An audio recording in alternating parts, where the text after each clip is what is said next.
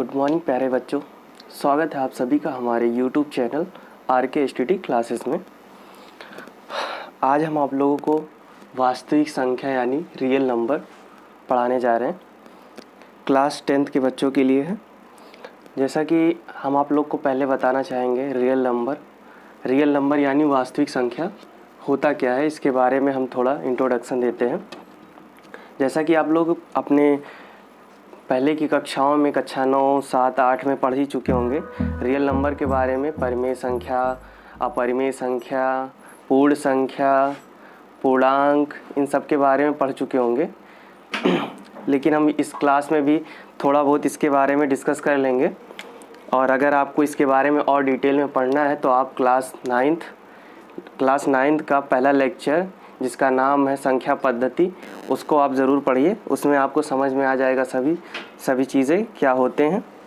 ठीक, आइए हम देखते हैं। इसमें रियल नंबर को हम समझाने की कोशिश करते हैं आपको। रियल नंबर होता क्या है? रियल नंबर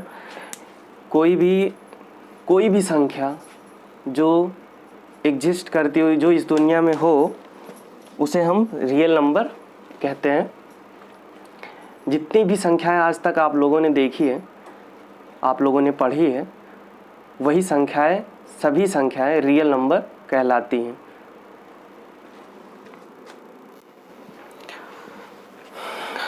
पूर्णांक क्या होता है? पूर्णांक जिसे हम इंटीजर बोलते हैं। इंटीजर क्या होता है? इंटीजर पॉजिटिव, नेगेटिव, ज़ीरो, सभी संख्याएं, मैक्सिमम संख्याएं इंटीजर कहलाती हैं, जिसमें -1, -2, -3, -4, डॉट 1, 2, ज़ीरो भी 1, 2, 3, 4 डॉट, ये सभी संख्याएं इंटीजर कहलाती हैं। ये नेगेटिव इंटीजर कहलाती है, पॉजिटिव इंटीजर कहलाती है, और ये ज़ीरो इंटीजर कहलाती है। ये ऋणात्मक पूर्णांक, ये धनात्मक पूर्णांक, ये ज़ीरो पूर्णांक कहलाती हैं। अब इसी में नेचुरल नंबर पॉजिटिव इंटीजर को नेचुरल नंबर कहते हैं। प्राकृतिक संख्या 1, 2, 3, 4, 5, 6 डॉट n तक। ठीक, इन सभी को प्राकृतिक संख्या कहते हैं। और होल नंबर पूर्ण संख्या को होल नंबर कहते हैं। होल नंबर प्राकृतिक संख्या में अगर हम ज़ीरो ऐड कर दें तो वह पूर्ण संख्या हो जाती है। 0, 1, 2, 3, 4, 5, 6 डॉट n तक। ठीक, इसी प्रकार ये होल नंबर भी हो गया आपका, नेचुरल नंबर भी हो गया। अब परिमेय संख्या क्या होता है? परिमेय संख्या ऐसी संख्या है जिसे हम P/Q के रूप में लिख सकते हैं, जहाँ पे Q नॉट इक्वल टू 0, जहाँ पे Q 0 के बराबर नहीं हो सकता। ऐसी संख्याओं को हम परिमेय संख्या कहते हैं। ठीक, तो फिर अब अपरिमेय संख्या क्या होता है? ठीक, अपरिमेय संख्या के बारे में पढ़ते हैं।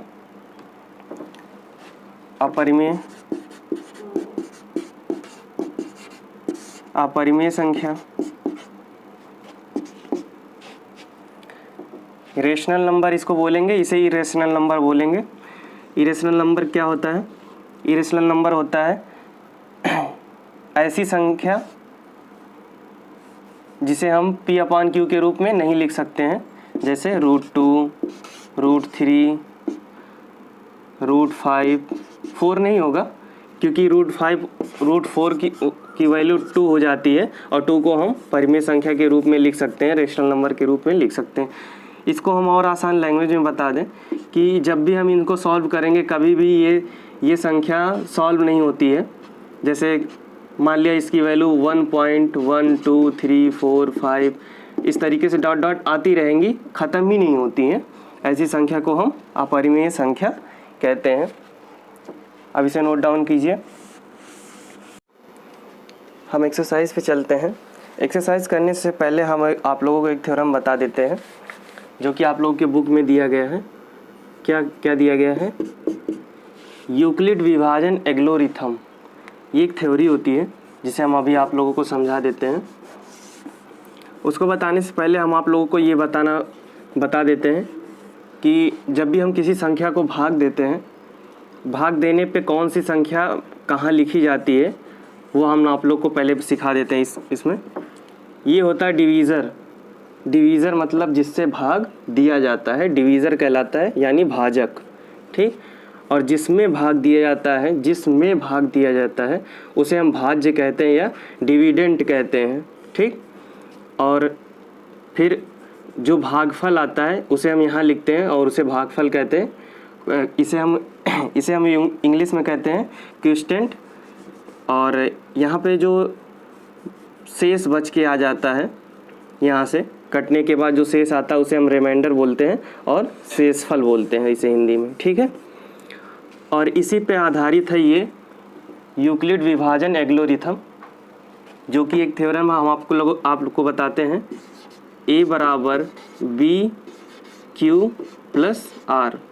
यही है थ्योरम वो। अब ये क्या है, क्यों ऐसे लिखा गया, अब ये चीज़ हम आप लोगों को बताते हैं। ठीक। पहले हम आपको ये बता दें कौन सी संख्या किससे बड़ी होती है, किससे छोटी होती है। ये संख्या 0 से बड़ी या बराबर हो सकती है R, यानी ये संख्या ये 0 या 0 के बराबर होगी, 0 से बड़ी या 0 के बराबर हो सकती है। और R से बड़ी संख्या B होगी। ठीक है, R से बड़ी संख्या B होगी। यही हमारा थ्योरम है। इसे हम आसान लैंग्वेज में समझाना चाहेंगे। जब भी हमें दो संख्याएं दी होती है, ये यूक्लिड विभाजन एल्गोरिथम थ्योरम से सॉल्व करने की दो संख्याएं हमको दी जाएंगी और वो संख्या क्या कहलाएगी हमें, वो दो संख्याएं A होंगी और B होंगी। अब A और B वो संख्या कौन सी होंगी? कुछ भी हो सकता है, 120, 240, कुछ भी हो सकता है A और B। ठीक। A और B यहाँ पे दो संख्याएं हैं और A कौन सी संख्या है, B कौन सी संख्या है, ये भी हम आप लोगों को समझा देते हैं। यहाँ पे जो A वाली संख्या है ये बड़ी वाली संख्या है, बड़ी संख्या है, और B जो होती है ये छोटी संख्या है। ठीक। और यहाँ पे Q का क्या रोल है, Q का रोल अभी हम आप लोग समझ जाएंगे आगे जाके। और यहाँ पे R जो होता है ये रिमाइंडर होता है, शेषफल होता है। ठीक। बस ये तीन चीज़ें आप ध्यान में रखिए। ठीक। बता ही देते हैं ये Q क्या होता है। Q होता है भागफल। ठीक, भागफल होता है। ये चीज़ आप अपने दिमाग में रख लीजिए। A और B क्या होता है? A और B दो संख्याएं हैं जो हमें क्वेश्चन में दिया रहेगा। दो संख्याएं होती हैं A और B, और A कौन सी संख्या है, B कौन सी संख्या है, ये कैसे ज्ञात करेंगे? उसमें एक संख्या छोटी होगी, एक संख्या बड़ी होगी। जो बड़ी संख्या होगी वो A होगा और जो छोटी संख्या होगी वो B होगा। ठीक। और ये Q क्या होता है? Q भागफल होता है। जब छोटी संख्या में हम जब भाग देंगे, जितनी बार जाएगा वो संख्या Q कहलाता है। और यहाँ पे R जो होता है ये रिमाइंडर कहलाता है। और ये R कभी भी 0 से छोटा नहीं होगा, 0 से हमेशा ये R बड़ा होगा या फिर 0 हो जाएगा। और जो B वाली संख्या रहेगी वो हमेशा R से बड़ी रहेगी। ठीक। इतनी चीज़ें आप लोगों समझ गए होंगे। हम इसे मिटा देते हैं अब।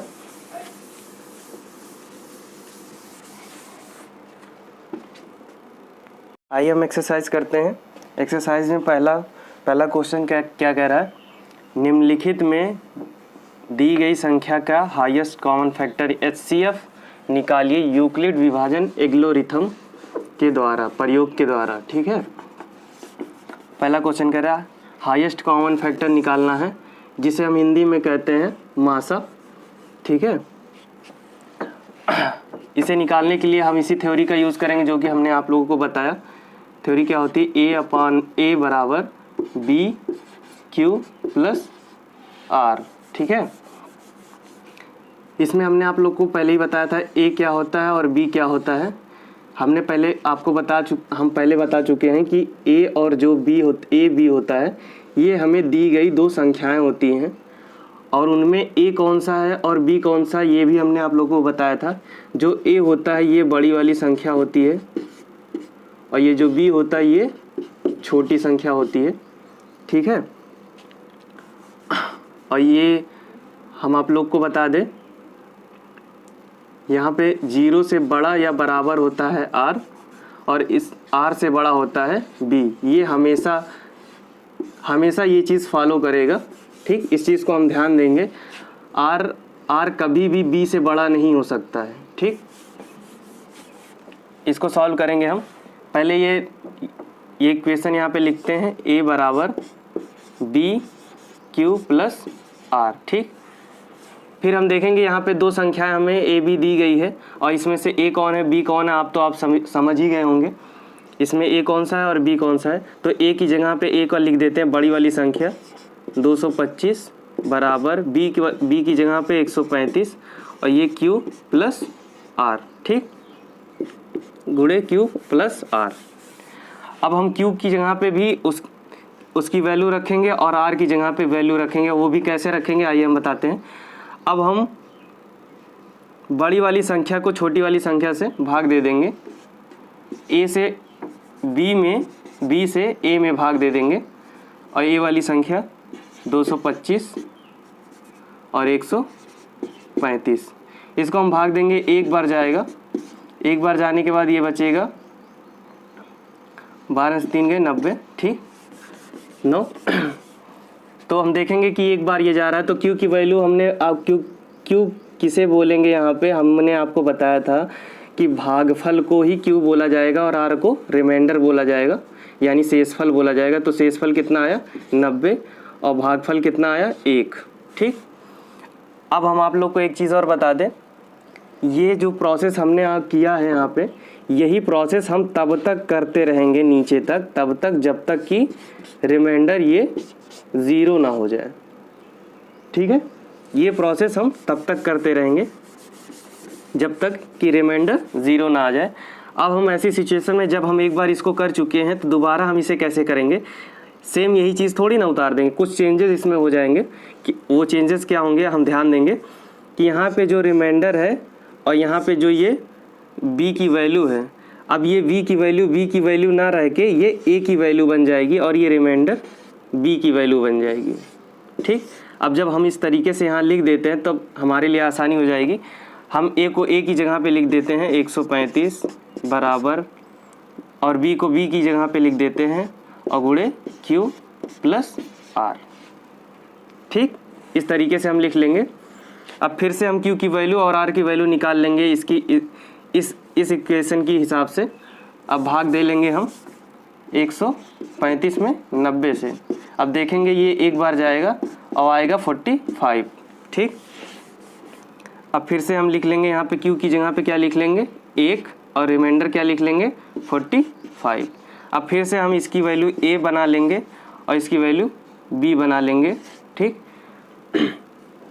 b जब बना लेंगे इसकी वैल्यू तो फिर हम फिर से इसको a को a की जगह पे लिख देते हैं 90 और b को b की जगह पे लिख देते हैं 45 और गुणे q प्लस r। ठीक है, अब फिर से हम भाग दे लेंगे, इसको 90 में भाग दे देंगे 45 से, भाग देंगे 2 बार जाएगा 90, ये पूरा कैंसिल हो जाएगा, बचेगा 0। ठीक, तो फिर से हम q की जगह पे क्या लिख देंगे 2 और r की जगह पे क्या लिख देंगे 0। हमने अभी तक आप लोगों को ये बताया था कि ये प्रोसेस तब तक, अब हम इसको चेक करेंगे कितनी बार जाएगा।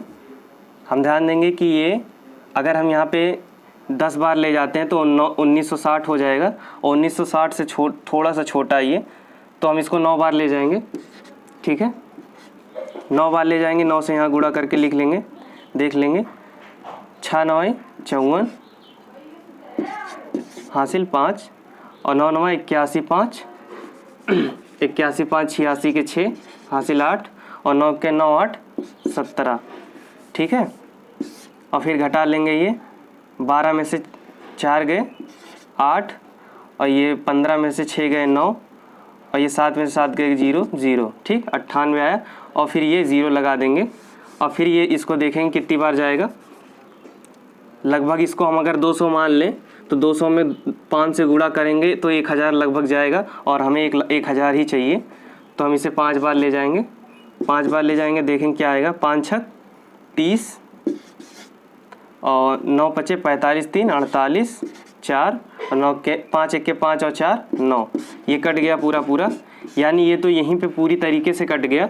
तो यहाँ पे Q की वैल्यू क्या आ गई, Q की वैल्यू आ गई 195, ठीक। और R की वैल्यू क्या आ गई 0, यहाँ पे पूरा पूरा कट गया, ठीक। अब पिछली क्वेश्चन में हमने क्या किया था, हम इस तरीके से काट रहे थे लेकिन रिमाइंडर बच जा रहा था, वो कट नहीं रहा था, और हम दशमलव का यूज़ नहीं करेंगे। ऐसे इस थ्योरम में हम दशमलव का यूज़ नहीं करेंगे, डेसिमल का यूज़ नहीं करेंगे, ठीक है। तो इस तरीके से यहाँ 0 आ गया। अब इसका कंपेयर हम इस इक्वेशन से करेंगे। इस इक्वेशन से जो v वाली वैल्यू होगी वही हमारा आंसर हो जाएगा, ठीक है।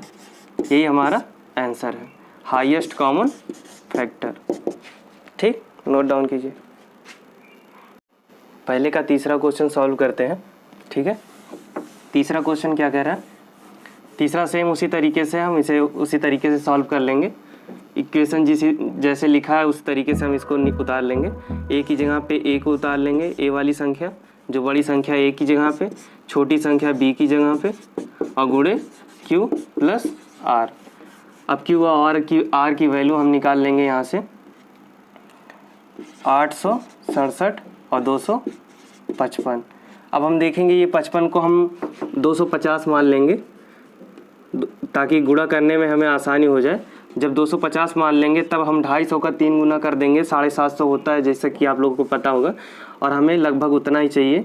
और 4 बार ले जाएंगे तो 1000 हो जाएगा, जो कि हम ये इस संख्या से ज़्यादा हो जाएगा।